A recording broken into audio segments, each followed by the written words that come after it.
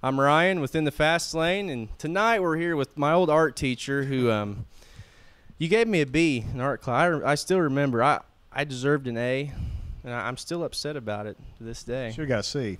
No, it was an A. And what got you into all this stuff? No, really, originally it started out, I used to build model cars a long time ago. And, of course, we talked about, Russ Petro, Paul Crockett, Jim Curry, those old guys, you know. Mm-hmm. And I used to build late models to, as a kid, I idolized those guys. So I just tried to hand paint those cars and build them and things like that. Mm-hmm. And just kind of led into the love of racing. Mm-hmm. You know, I've been around racing forever here at Brownstown. And it was just kind of a neat thing. And then my first race car that I ever did, I went to college here at Vincennes and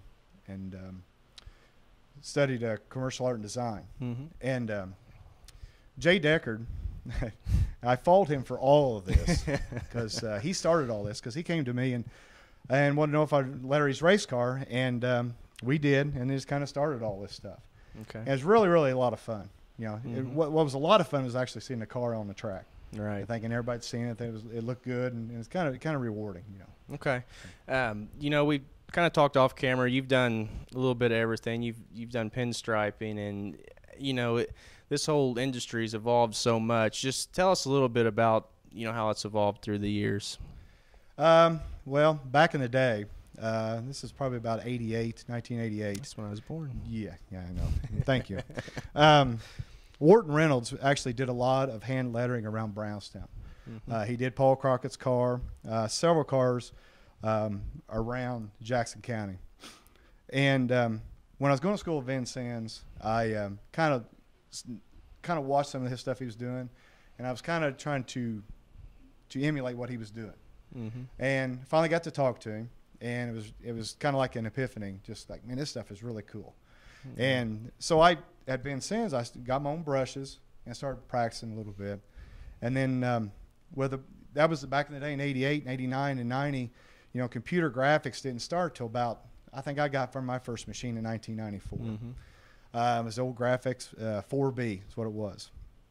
But back in when Wharton Reynolds was doing it, I seen a lot of Trent Nicholas stuff, some guys in Columbus, Louisville, what they were doing. And so I tried to just for lack of a better term, copy what they were doing, mm-hmm. because they were the best. Right. If you were going to be any good, you had to do what they were doing. Right. So I just kept working at it, Was I any good at it? No, mm-hmm. But I had some good friends that let me do some things to where I can experiment, and they just, it was kind of cool. They had a good community around me to let me experiment and screw up on their mm-hmm. cars. Yeah. And then we got into computer stuff. And it was really neat because, at the start of it, nowadays it's just blown up completely. But the old plotters where you had to actually, layer the vinyl together, mm-hmm. to get all the different colors together, a lot of work, right. And then nowadays with it's all printed, it's almost like just 10 enter and it's done. Mm-hmm. And they're wrapping these whole cars into designs on the things is unbelievable. There's some cool stuff out there. Oh, definitely. Yeah. And one thing I think is pretty cool, and there's not a lot of people that do it anymore, or even could do it, is the hand lettering of the race mm-hmm. cars. I remember that's kind of before my time, but I've seen a lot of pictures of way before your time. Yeah, but I've seen a few cars hand lettered, and I just always thought that was cool, and you can actually still do that, right? Mm-hmm. Yeah. Okay. We could still hand letter. Actually, over Christmas break from school, I got the old brushes back out, and I was just kind of like, I want to go back to some old school stuff, mm-hmm. and just experiment. And some of the stuff here behind us that I've just been experimenting with. But the old hand lettering stuff, the old pinstriping stuff, some of the stuff, those guys, it's an old lost art that the stuff that they did was amazing. Mm-hmm. And at the time that they did it, they could go into a shop within 6 hours, the car can completely be done. Pinstripe, lettered, airbrush, and next day it's ready to race, and just be immaculate. Mm-hmm. I remember looking at some of old Jeff Purvis's stuff there at the War 100, back when, the early 90s, it was still hand painted. And then he went to the vinyl look and looked mm-hmm. like crap compared to the old hand painted stuff. Right. But nowadays it's kind of getting back to that old design look to it. Yeah, and we've kind of talked. It's kind of making a circle. It is. It's making full circle now. Okay. You know, you've obviously had a lot of projects, and a lot of you met a lot of people. We talked off camera about this. I'm kind of getting sidetracked a little bit, but if there's one thing you're the most proud of being in this business, what would it be? Mainly the people that I've met. Over the years, being as green as I was walking into this sign business, just learning the business from different sign artists and meeting the racers, meeting community members that I did business with, and learning every day, and just meeting the people. And I tell you, one of the best, one of the nicest people I ever met in my life was Lee Fleetwood. He chased me down. Him and his brother chased me down in the pits to pay me. They were running with a checkbook in their hand. Those are the great people. Right. C.J. Masters, as much as he done for me when we were doing a lot of race cars there at one time. Keith and Tater Masters down at at Masterbuilt, and Ray Callahan down at Bullet Chassis back in the day. So just meeting a lot of the great people, a lot of great racers. Still friends with a lot of them today. Right. So just the people. Okay. How many cars you ran through this place? You answer that? Crap. I don't know. People used to ask us how many we did that one year. I was thinking, well, it depends on how big of idiots they are, and they crashed. Yeah. I don't know. I'm just trying to throw you off. Now, my question was going to be, what's been your favorite? If you had to pick one car that you say is your favorite, what would it be? Probably Mason Covey's last year. We did the breast cancer awareness car. We worked with George and Mason on that car. They were going to do kind of a tribute to that to promote breast cancer awareness, and to see that out there and see the good that it was doing. And it was, it was a neat looking car. It was a wrap car, one of the first ones that we've done, and it was just a neat thing to be around, and just to listen to people come up to me and say it was a really nice car, and seeing it in the newspaper. The good it was doing, that's probably one of my favorites today. Now, there's several of them, some minor things here and there, we see, but, that's probably one of my favorite ones, best one. Okay.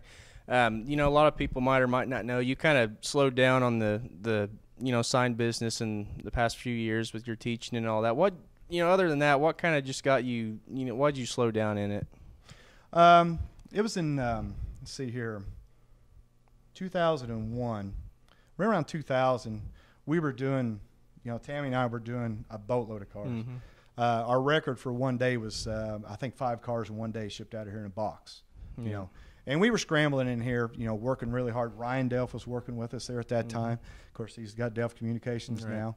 And but he, all three of us were in here. We're just scrambling, in this 20 by 24 room. Right. And our kids, Haley and Clay, they were younger. They were starting to get involved with sports and everything, and just running around. And I didn't want to miss out on what they were doing, And then of course in 2001, 9/11 hit, and the place just stopped. And Tammy and I both kind of looked at each other and said, what are we doing here? Being self-employed, we didn't want to go down that road. Right. So we just kind of changed directions a little bit. I went back to school in 2002. Went back to IU. Blessed Tammy for running this place, for at least 2 years there, and graduated in 2004. Got hired in at Brownstown at the art teacher at the middle school and high school in 2004. Then my wife Tammy went back to school and got her nursing degree. And then after she finished up, I went back and got my master's degree in administration. I could be a principal. Oh, man, that's the last thing. You being a principal. I could be a principal. I'm glad I'm out of school. But along with all that time, we were kids were doing a lot of sports stuff. Haley was in volleyball. She was in basketball. She was in track. Clay was in football, basketball, baseball. You were busy. Yeah, you're just busy. Right. And we just took a break for a while because we knew we could always come back to this, and do this later on. So, we stepped back for a ways, and now Haley, she's in college now. She's playing for UND volleyball. And then Clay, he's a sophomore right now. So it's starting to slow down a little bit. So, we're just working a little bit here and there, trying to get back to, having fun again. Yeah. So you're, now that you're kind of in the transition of getting back into the sign business a little more. Just tell us a little bit about that and what some of your plans are. Well, the thing of it is, it's kind of neat. Is this the whole new digital printing stuff, Mm-hmm. you know, because it kind of puts, you know, I've always considered myself a designer, Mm-hmm. you know, not so much, you know, the pinstriping and things like that. That was always good. That's not one of my main things, but designing, you know, like I was, you know, went to school at Ben Sims for, and it puts a lot of design work back into the cars. Right. I still love the old school look. I love the clean, classic look. When that thing's on the backstretch, how clean it looks, and you can read it. Mm-hmm. You know, they put these sponsors on these cars, and when, you know, they're paying money to see it. You know, they want to see their car, their name on the car. So, you know, the design work's really excited me. You know, we're, you know, with Rip Guns, we're doing some stuff with him, and one of our first helmet wraps. I can't wait to see that. Oh, that's gonna be we awesome. talked about it off. I hope he's watching this, because if he hears what you're going to do to his helmet, he's not going to be very happy. I got a whole new roll of green. He loves green and fluorescent pink. Yeah. So I'm gonna put a little bit of that on there. His two so. favorite colors. Yeah. Especially pink. I'd go with a little more pink than anything. Think so? Yeah. That's awesome. I'll do that. Consider it done. And Mason Covey's, we're going to be doing his helmet and doing that stuff. We're experimenting with the old hand lettering stuff again, making stuff, antique stuff. You know, doing that. Just different sign work and just things here and there. You know. Okay. So, you know, you kind of took one of my questions. I was going to ask you what, other than race cars, what you had to offer, but you kind of took that out of my. Yeah, we do a lot of design work, you know, T-shirt work. Mm-hmm. Not actually printing T-shirts, but design work for T-shirts. You know, sign work. With, you know, we do a lot of vehicle graphics. You know, for you know, vehicles, for businesses, architectural signage. You know, basically, but I mean, it's wide open what we can do. You know, we've done so. We've been doing it since '89, legally since '92. The government knows. No, but it's just we've been doing a lot of things. You know, and you know, Tammy and I, you know, we've done so much here. It's you know, it's just an old sign shop. It's been over, you know, over 25 years. You know, so I think if I'm doing the math right. I'm terrible at math. Yeah, I know one thing I think is pretty cool that you kind of got into is doing the Fathead logos. Tell us a little bit about those. Yeah, the Fatheads, there was the Schneck Medical Center, the rehab center, was wanting to do some Fatheads of the local teams on their walls in the rehabilitation room. And we did some large prints for them. And so, you know, we can do, you know, photographs, anything, you know, Fatheads looks, you know.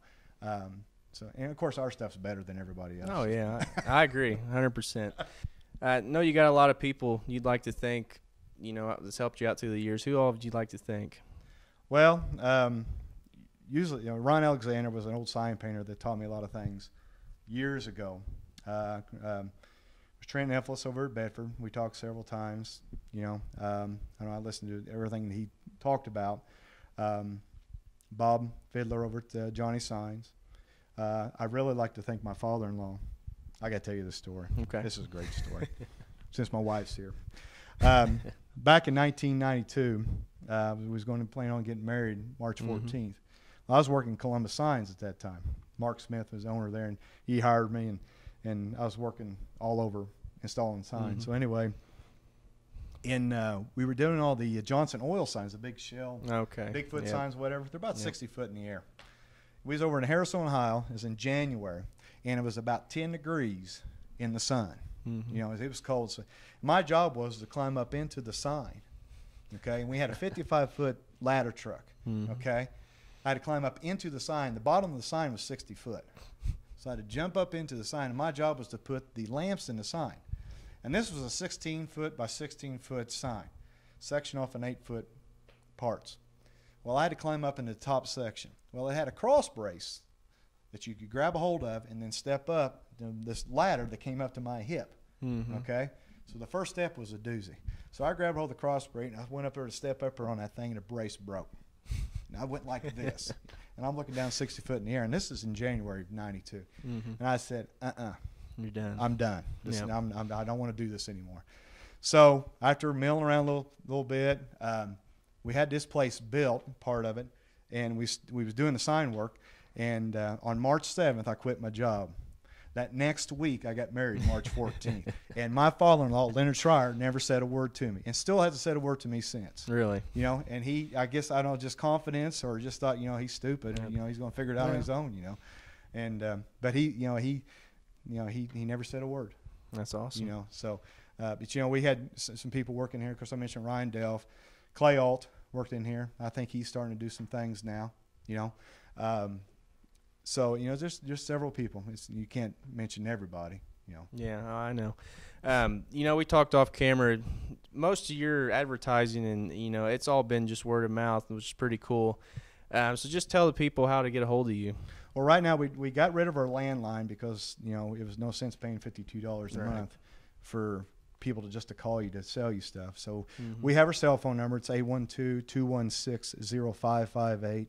And our email address is celerysigns@hotmail.com. Okay. That's the best way to get a hold of me. I always have my cell phone on me, and you know, we try to get back to you as soon as we can. Okay. Well, Celery, thanks for your time tonight. And well, I just want to point out that you haven't got to this spot, you know, without great education, you know, in art class.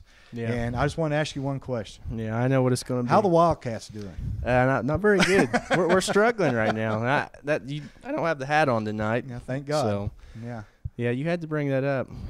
Well, I about made him take his IU shirt off before we started this, but nope. He's one of those guys. So, all right. Anything else you want to add since you're trying to take over here? No, this is pretty good stuff you guys are doing there. I tell you, when we first going around racing, I started really racing in '89.